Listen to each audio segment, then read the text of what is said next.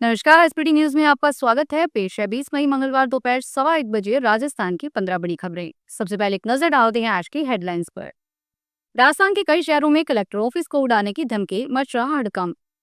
Operation सिंदूर के बाद बड़ा उत्साह, अमरनाथ यात्रा के रजिस्ट्रेशन में 50% बढ़े। बॉर्डर पर सरकारी जमीनें बेचने वाले एसडीएम को हटाया। जयपुर सहित 9 शहर में लू की चपेट में, 4 जिलों में गर्मी का ऑरेंज अलर्ट। उदयपुर कोटा संभाग में अगले 3 दिन आंधी और बारिश की चेतावनी। महंगी दवाएं लिखने पर मुकदमा, निजी अस्पतालों में आरजीएचएस के नाम पर लूट। और अब खबरें विस्तार से सुनिए। राजस्थान के 3 जिलों सीकर, पाली और भीलवाड़ा को उड़ाने की धमकी के बाद प्रशासनिक महकमा सतर्क हो गया है। मुख्य सचिव की प्रस्तावित बैठक से ठीक पहले सीकर कलेक्टर को उड़ाने की धमकी मिली, जिससे अफसरों में हड़कंप मच गया।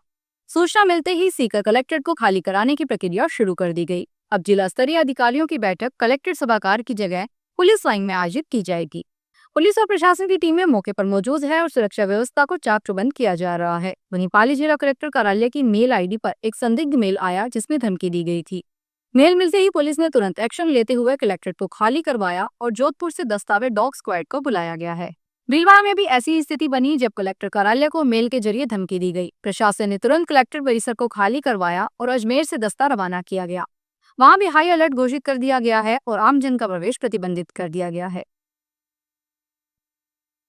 ऑपरेशन सिंदूर की सफलता और पाकिस्तान पर भारत की निर्णायक कार्रवाई का असर अब अमरनाथ यात्रा की तैयारियों में साफ दिख रहा है। हाल ही में पहलगाम में हुए आतंकी हमले के बाद जो यात्रा के लिए राजस्थान, विशेषकर जयपुर से तीर्थ यात्रियों के पंजीकरण में तेजी आई है। श्रद्धालुओं का जोश पहले से कहीं अधिक है। श्राइन बोर्ड के आंकड़ों के अनुसार सोमवार शाम तक देश भर से 3,70,000 से अधिक श्रद्धालु पंजीकरण करवा चुके हैं।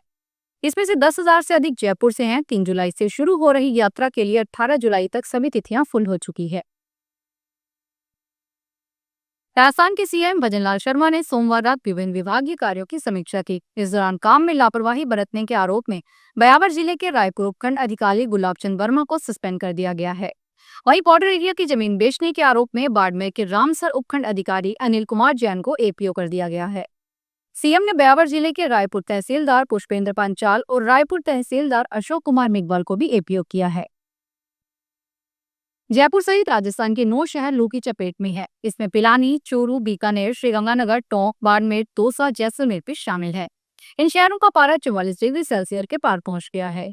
22 मई तक भीषण गर्मी से राहत मिलने की कोई उम्मीद नहीं है। बीकानेर संभाग में तेज गर्मी की आशंका जताते हुए मंगलवार को चूरू, झुंझुनू, श्रीगंगानगर और हनुमानगढ़ जिलों के लिए गर्मी का ऑरेंज अलर्ट जारी किया गया है। उदयपुर कोटा संभाग में गर्मी से थोड़ी राहत मिलने की संभावना है। यहाँ अगले 3 दिन तक आंधी बारिश का दौर जारी रहने की संभावना जताई गई है। अलवर शहर के एनबीए थाना क्षेत्र में संचालित मित्तल हॉस्पिटल के संचालक डॉक्टर एस मित्तल ने अपने ही कर्मचारी डॉक्टर कल्पना शर्मा और एक मेडिकल स्टोर संचालक के खिलाफ फर्जी पर्चे बनाकर महंगी दवाएं लिखने, सरकारी मुहर का दुरुपयोग करने और धोखाधड़ी करने का मुकदमा दर्ज करवाया है। डॉक्टर मित्तल का आरोप है कि डॉक्टर कल्पना शर्मा ने मरीजों और मेडिकल स्टोर संचालक के साथ मिलकर आरजीएचएस पर्चियों पर उनकी मुहर और नाम का दुरुपयोग कर महंगी दवाएं लिखी। उन्होंने बताया कि आरजीएचएस फाइनेंस डिपार्टमेंट जयपुर में जब उन्हें बुलाया गया तो यह मामला सामने आया। बाड़मेर जिले में ट्रक को हाईवे पर खड़ा कर गांवों में रेकी करते, शगुन देखकर गांव को टारगेट करते और चोरी के बाद फरार हो जाते। इस गिरोह ने बाड़मेर के धोरी मन्ना इलाके के गांव में 1,50,00,000 रुपए की ज्वेलरी कैश लूटे थे। 16 मई 2025 को पुलिस को जानकारी मिली कि यह गिरोह चित्तौड़गढ़ बेगू में अरावली की पहाड़ियों में छुपा है। इस इलाके पे लेपर्ड और हाइना का मूवमेंट रहता है। पुलिस ने 4 दिन की पहाड़ी के पास कैंप लगाया और ड्रोन से इलाका सर्च किया। इसके बाद रविवार रात पुलिस पहाड़ी पर चढ़ी और वहां सो रहे मास्टरमाइंड समेत 3 आरोपियों को दबोच लिया। आरोपियों से पूछताछ के आधार पर भीलवाड़ा से एक ज्वेलर को गिरफ्तार किया गया है। प्रधानमंत्री नरेंद्र मोदी 22 को जिस देशनोक रेलवे स्टेशन का लोकार्पण कर रहे हैं, उसे 14 करोड़ रुपए की लागत से नया स्वरूप दिया गया है। कभी पुराना और टूटा फूटा रेलवे स्टेशन अब महानगरों के छोटे स्टेशनों की तरह चमक रहा है। रेलवे ने यहाँ हर आधुनिक सुविधा देने की कोशिश की है। देशनोक रेलवे स्टेशन का पुनर्विकास अमृत भारत स्टेशन योजना के अंतर्गत 14 करोड़ 18 लाख रुपए की लागत से हुआ है। प्रधानमंत्री नरेंद्र मोदी 22 मई को इस नवनिर्मित स्टेशन का उद्घाटन करेंगे। पलाना में आयोजित सभा में मोदी पलाना सहित 103 रेलवे स्टेशन का एक साथ लोकार्पण कर रहे हैं। राजस्थान में चलने फिरने में असमर्थ 2500 विशेष योग्य जन युवाओं को निःशुल्क स्कूटी प्रदान की जाएगी। इस योजना का उद्देश्य दिव्यांगजनों को शिक्षा और रोजगार के लिए प्रेरित कर आत्मनिर्भर बनाना है। निदेशालय विशेष योग्यजन के अनुसार इस योजना के लिए आवेदन की अंतिम तिथि 30 मई 2025 निर्धारित की गई है। आवेदक ऑनलाइन माध्यम से ई मित्र केंद्रों पर अथवा पोर्टल के जरिए आवेदन कर सकते हैं। केंद्रीय माध्यमिक शिक्षा बोर्ड की ओर से घोषित 10वीं या 12वीं के एग्जाम के रिजल्ट से असंतुष्ट स्टूडेंट्स अपनी जांची गई आंसर बुक की फोटोकॉपी लेने के लिए ऑनलाइन आवेदन कर सकेंगे। बोर्ड ने इसका कार्यक्रम जारी कर दिया है। बता दें कि सीबीएसई ने 12वीं व 10वीं का रिजल्ट 13 मई को घोषित किया था। केंद्रीय माध्यमिक शिक्षा बोर्ड ने रिजल्ट से असंतुष्ट विद्यार्थियों के लिए आवेदन प्रोसेस में बदलाव किया है। इस साल स्टूडेंट्स पहले से जांची हुई उत्तर पुस्तिका की फोटोकॉपी प्राप्त कर सकेंगे और दूसरे चरण में मार्क्स वेरिफिकेशन या रीचेकिंग या दोनों करवा सकेंगे। सुप्रीम कोर्ट ने सोमवार को बिटकॉइन ट्रेड का हवाला कारोबार की तरह अवैध व्यापार करार दिया। जस्टिस सूर्यकांत और एन कोटेश्वर सिंह की बेंच ने कहा कि क्रिप्टो करेंसी के लिए एक समानांतर अंडर मार्केट है और यह अर्थव्यवस्था को प्रभावित कर सकता है। कोर्ट ने केंद्र सरकार से पूछा कि आप क्रिप्टो करेंसी को रेगुलेट करने के लिए स्पष्ट नीति क्यों नहीं बनाते। बेंच ने केंद्र सरकार को याद दिलाया कि उसने लगभग 2 साल पहले डिजिटल करेंसी को लेकर भारत की नीति पर स्पष्टता मांगी थी। इसके बाद जो सरकार इसे रेगुलेट करने में विफल रही।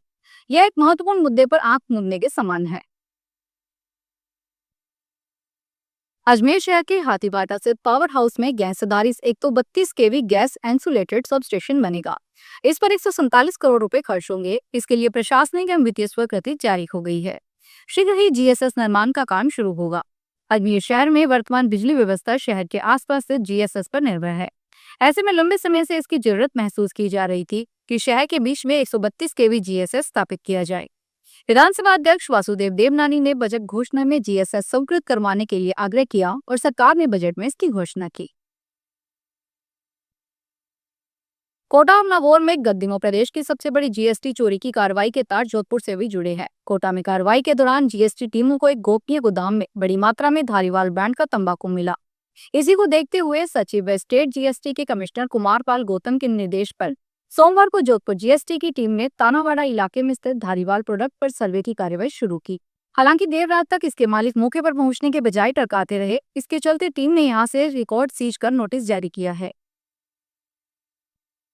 महाराजा सवाई मानसिंह द्वितीय संग्रहालय ट्रस्ट द्वारा सिटी पैलेस जयपुर में कल 21 मई बुधवार को सांस्कृतिक विरासत प्रशिक्षण शिविर का शुभारंभ किया जाएगा। शिविर का उद्घाटन सिटी पैलेस के सर्वतोदभद्र चौक पर 12:30 बजे से होगा। 1 माह तक चलने वाले शिविर में प्रतिभागियों के लिए चित्रकला, आला गीला आराइश, ध्रुपद, कथक, बांसुरी, कैलीग्राफी, ठीकरी जैसी पारंपरिक कलाओं का प्रशिक्षण दिया जाएगा। यह शिविर पारंपरिक कलाओं की प्रतिनिधि संस्था रंगरीत और सरस्वती कला केंद्र के सहयोग से आयोजित किया जा रहा है। एकीकृत पीकेसी ईआरसीपी जल सेतु लिंक परियोजना की समीक्षा बैठक में लोकसभा अध्यक्ष ओम बिरला ने अधिकारियों से कहा कि यह परियोजना राजस्थान के जल संकट को दूर करने वाली जीवनदायिनी योजना है। उन्होंने निर्देश दिए कि इससे जुड़े समस्त निर्माण कार्यों को तेज गति से और निर्धारित समय सीमा में पूर्ण किया जाए, जिससे पेयजल, सिंचाई और औद्योगिक उपयोग के लिए जल की समुचित आपूर्ति सुनिश्चित हो सके। बिरला ने कहा कि यह परियोजना न केवल हाड़ौती संभाग बल्कि राज्य के 16 जिलों के लिए वरदान सिद्ध होगी। भारतीय रेलवे ने अपना नया ऐप स्वेरल एंड्रॉयड यूजर्स के लिए रोल आउट कर दिया है। यह ऐप यात्रियों को टिकट बुकिंग से लेकर ट्रेन स्टेटस और खाना ऑर्डर करने तक की सभी सुविधाएं एक ही जगह पर देगा। इसके अलावा इस ऐप का उपयोग करके यूजर्स अपनी यात्रा से जुड़ी किसी भी समस्या का समाधान आसानी से कर सकेंगे। इसे centre for railway information SIM ने डेवलप किया है। सवरेल भारतीय रेलवे की अलग अलग डिजिटल सेवाओं को एक ही प्लेटफॉर्म पर इंटीग्रेट करता है, जिससे यात्रियों को अलग अलग ऐप डाउनलोड करने की जरूरत नहीं होगी। फिलहाल इस बुलेटिन में इतना ही। फिर हाजिर होंगे बड़ी खबरों के साथ।